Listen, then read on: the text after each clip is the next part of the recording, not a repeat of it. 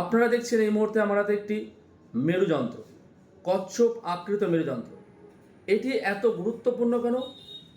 এই যন্ত্রটি এত শক্তিশালী কেন এবং এর উপকারিতা কী, এই বিষয়ে আপনাদের সামনে আমি আজকে তুলে ধরছি।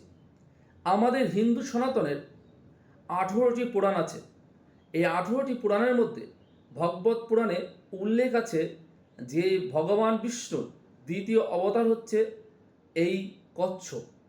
তাই এই কচ্ছপ আকৃত মেরুযন্ত্রটি অত্যন্ত গুরুত্বপূর্ণ আমাদের সনাতন হিন্দুদের ক্ষেত্রে।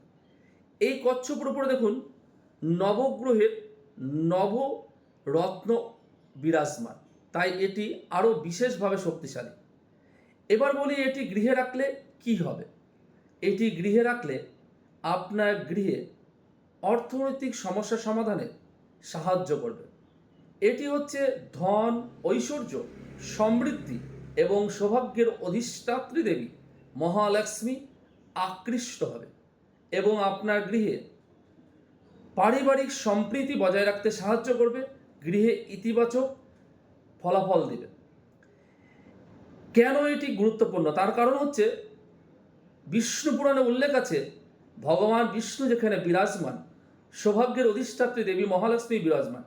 তাই এটি আপনার গৃহে স্থাপন করুন, প্রাণ প্রতিষ্ঠা, চক্ষুদান করে শোধন করে গৃহে প্রতিদিন পূজা করুন এবং ধূপধুনা দেখান। তাহলে আপনি এই বিশেষ বিশেষ লাভগুলো পাবেন। এটিকে আমি শোধন করে দিয়ে, প্রাণ প্রতিষ্ঠা করে দিয়ে, চক্ষুদান করে এর দাম নিই মাত্র 2100 টাকা। আপনি চাইলে আমার সাথে যোগাযোগ করতে পারবেন, এটি আমার কাছে পাওয়া যায়।